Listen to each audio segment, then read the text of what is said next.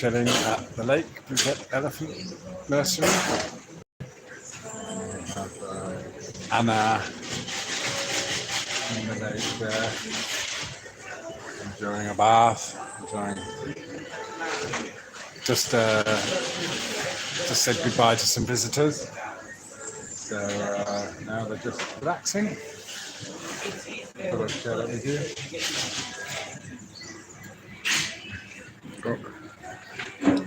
Aha, you'd. Yeah, you have to go to the zoo to see this. Yeah. Greetings from snowy. Is that where they'll be? Okay. Thank you. Yeah, move to. Well, you're welcome to come here. It's a good time to move. Yeah. Yeah, it's nice. I mean, I'm here because we've just had a second round of visitors since the new year. Finally, we have some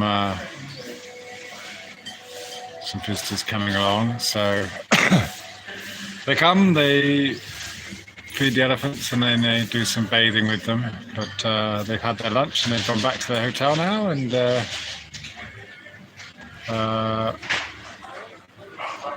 yeah, now the elephant's just enjoying its own downtime.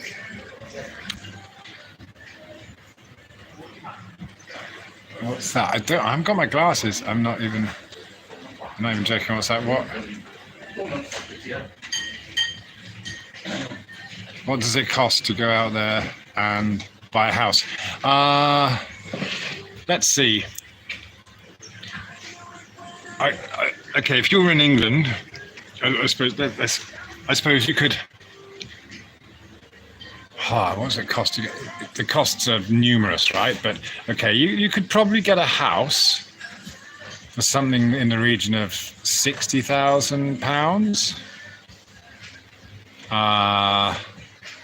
The cost of getting out here, apart from that, is you might need a few £1,000s to start with. If you are anywhere near retirement, if you're 50 and you have some kind of regular income, that is more than about, if it's more than, well, a retirement income should be enough for you to get a retirement visa here. So once you're 50 years, if you're 50 and you've got some kind of income that's the equivalent to your average UK pension coming in, that would be enough to allow you to get a retirement visa here. So that would be a yearly visa. You can never really buy property. You can buy a condo and have that in your name. A house, slightly different, but basically, a small house or bungalow would be somewhere in the region of 2 or 3 million baht. So if you translate that into pounds, it's somewhere between maybe 60, 70, 80, 100,000 pounds. So yeah, it's definitely a possibility. I mean, obviously anyone that feels like coming over here, there's a lot I can do to help out as far as just point you in the right direction and things like that. It's certainly doable. Certainly doable. What's that? Sorry, I don't have my glasses. So can a foreigner even buy a house in their name? Well, hi Glen Souch. Yeah, that's the thing. No. There are various ways around it. You can have a company. You can have a long-term lease. You can have a 30-year lease or something like that. At the end of the day, why bother? You can put it. I mean, obviously, with my situation, if and when it came to buying, it would either be in my daughter's name or my wife's name. You could have a company, which is a lot of hassle, but it's possible. So you can have property under a company, but as a foreigner, you can only ever be a 49% shareholder. Oh, look at that! They're playing the mahout, and this is the mahout and the elephant just chilling together. Seems like an endless holiday, but I know That's the thing. I mean, yes, it would appear so, wouldn't it? But I mean, no, it's not. It's very. There's a lot of stress. There's a lot of uncertainty. I've got to renew my visa tomorrow. I have no idea if I'll be able to. I mean, usually it goes without a hitch, but it's a hassle. It's money. Um, so yeah. Even though I'm married with kids here, it doesn't necessarily make it that much easier for me to stay. I'd say though the retirement visa is the best one to have. Least hassle. You don't have to have huge amounts of money in the bank. But as long as you can, well, it helps if you do. You can do it that way. But otherwise, you just show that you've got a regular income that would be your pension. Yeah, and of course there are all the other things. Just dealing with, whether it's. I mean, you have to be able to adapt. Yeah, this is an entirely different culture. It's so starkly different to the Western culture that yes, it's attractive, but in many ways it can be very stressful if you're used to things being done a certain way and you're not very good at change. Where is this? This is near Phuket Airport, so it's on Phuket. So this is called the lake. As you can see, we have a lake, the Lake Elephant Nursery. Can you rent? Does that say, can you rent the elephant? Well, yes, they can be rented out. Yep, I suppose. Yeah, we can. So yeah.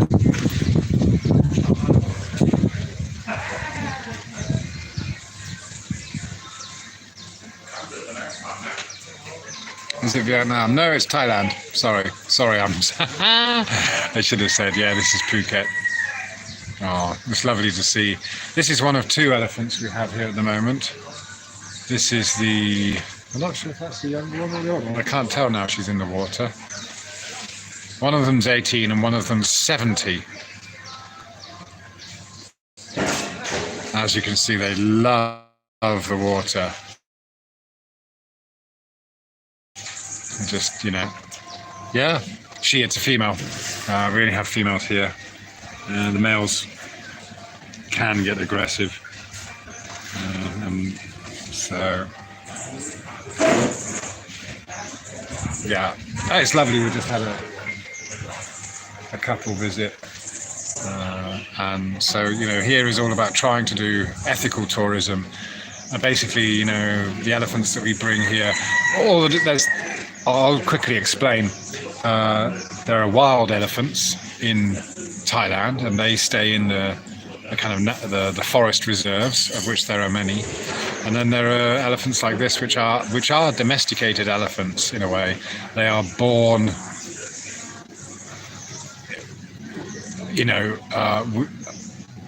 with domesticated elephants as part of a group of domesticated elephants. And they grow up around humans all the time, and so yes, essentially, they don't live lives of leisure. They have to work, like horses mostly. It's very similar to a horse. They work, and of course the owners or the mahouts earn a living from the elephants. So obviously they sometimes end up earning a living in not Bangkok, where it's hot and stuff. So what we do is we approach the elephant owners and the mahouts and we say, hey, we can help you give shelter to your elephants, and they've got a place to stay, they get to eat, live here, earn a bit of money from the tourist revenue. So that's why we call it ethical tourism. What's that one, Zaya? A candle loses nothing by lighting up another. Nice one. Yeah. Heading out of the water. Yeah. So, yeah, it's a win-win, really, isn't it? Because it's tourism. but it's ethical tourism, and so the arm, no hooks, no chains. So the elephants are being treated as humanely as possible, and they're given there's the other one. So this one is 18 years old, and the one over there is 70. She's 70 years old. So she's 70 years old. Yeah. It was fun feeding them too. Yeah. So what we do is we get my son Kieran here is he's eating elephant food.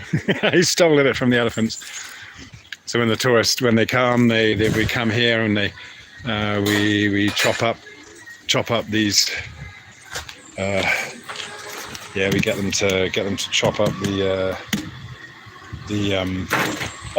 sugar cane and bananas and stuff, and then we go off into the forest and feed the elephants over there. It's lovely coming down in the morning. There's kingfishers and all sorts. If I go over there, we'll probably lose the signal, which is a shame. But so it's fantastic. Anything you can do to help spread the word about this place would be fantastic. Because, we need the support of tourists, and the ones that came today, they just found out about it from a brochure, and the other ones before that found out about it from online. So yeah,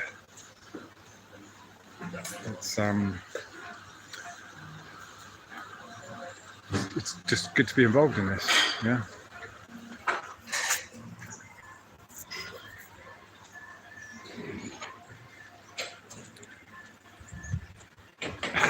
Lose the signal. Yeah, no satellites here. Yeah. Who cleans the litter box? Well, they dump all over the place, and actually that's good fertilizer. I picked some mushrooms this morning, some magic mushrooms from the elephant poo, fresh this morning when I got here. So yeah, that would be interesting to do when we get back. I'm going to go and look for some more in a minute. Yeah. So I'd love to know what it is, whether it's something inside the elephant's digestive tract, or they are spores. But that's the thing. These, they only grow on elephant poo, or elephant poo, cow poo. They'll just sprout up from them. What's that? What's the question? My glasses. So that's where they come from, yeah. Yeah. Anyway, I just wanted to share that with you. I thought it was nice to see the elephant in the water. But if I go over there where the elephants are now, I'll probably lose the signal. So, yeah. But at the lake. And I brought my kids along today so they can have a bit of training. They've been helping out. Yeah. All right. Yeah. Amazing mushrooms. Yeah. All right. Anyway, just put the camera back this way if you don't mind. Yeah. All right. So that's all. Just wanted to give you a brief share of that.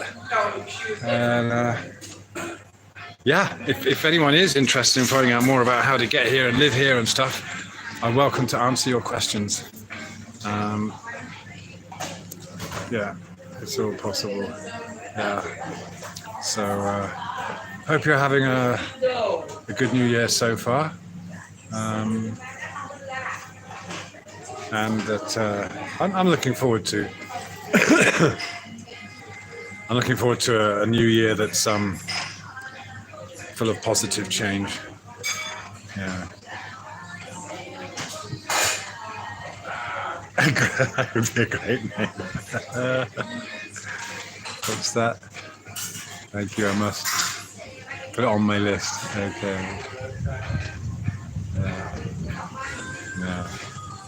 All right. So, yeah, I've got lots of videos coming soon though. Hi Tom, hi. That I think is worth talking about. I want to carry on with the celestial navigation videos and just generally kind of highlighting the nonsense that we're dealing with. It's Emerald Rider, hi. Emerald, Brian, I watched your latest video, unless you've done one since then, but yesterday and then the power went out. I was just about to comment on it, and then boom, we had a power cut. Power cuts are frequent here in Thailand.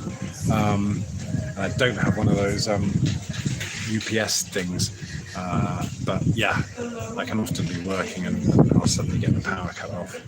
So good to see you here, man. I really like what you're doing. I'm sure you all know Emerald Rider anyway. If you don't, he's in the chat. Go and check out his channel. But it's funny, isn't it? The longer we do this, the more, I suppose, the more profound our thoughts and ideas and direction can become, because you're looking for answers to some very esoterical questions, and we already know that this place is very magical, for want of a better word, and there is so much more to it than the spinning space balls that we are taught to believe in. Okay. We're all on a journey. That's the thing, isn't it? We're all on a journey, and of course, a lot of us are sharing aspects of a very similar journey, but and discovering very similar truths. One of those truths is that accepting that we don't know where we are, and we're living in this world where we can have these wonderful experiences with other people, with other animals. I'll just take you the animals. Hang on, they're back over here again. So let's give you another view of the elephants just chilling. It's much better than looking at my ugly mug. Yeah, but I just love watching them relax, doing their own thing. Yeah.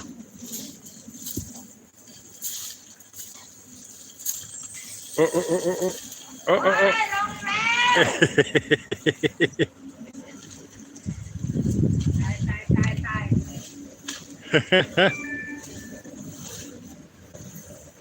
Exploring.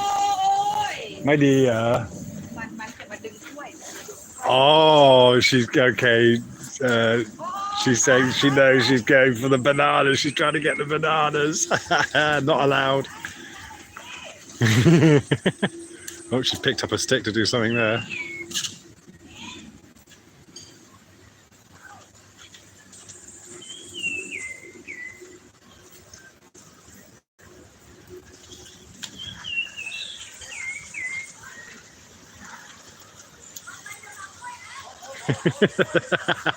She's telling the mahout, get him away from the bananas. Oh, gone, that's it. That's a banana tree down.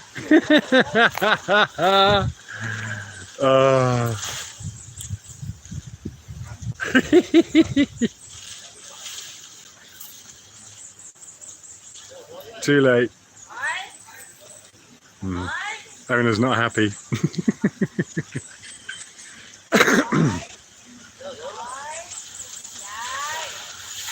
Yeah, whole banana tree there, just uprooted.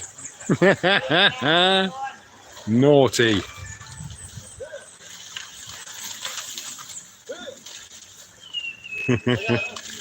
That's the mahout over there. He's going to kind of like, in his own very slow way, just kind of say, hey, get out of there. He knows it's too late. Not a lot you can do about it.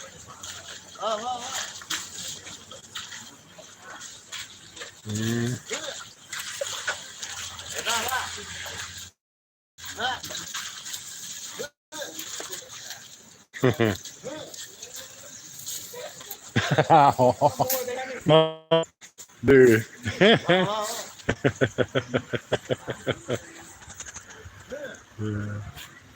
So we just have these two here at the moment. Yeah. Yeah, he's giving it voice commands.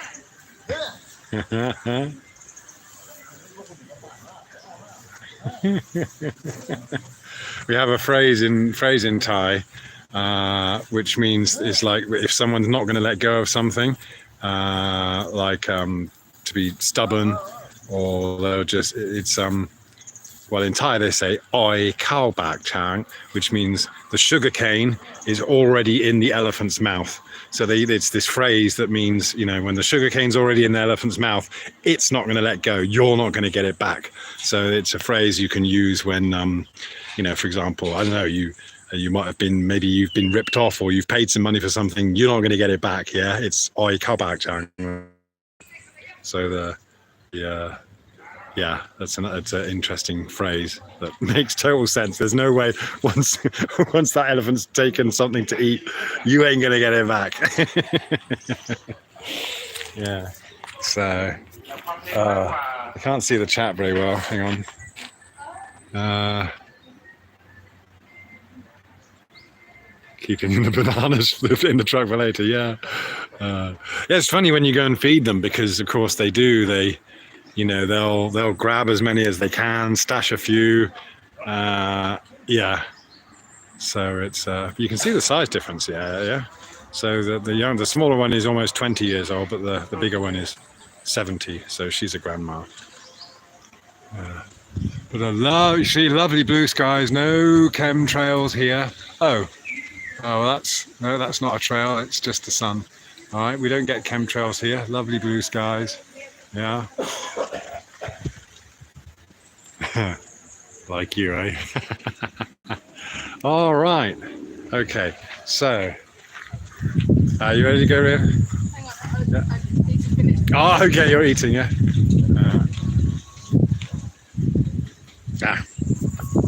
So, all right. I definitely will leave it there. That's been enough for now.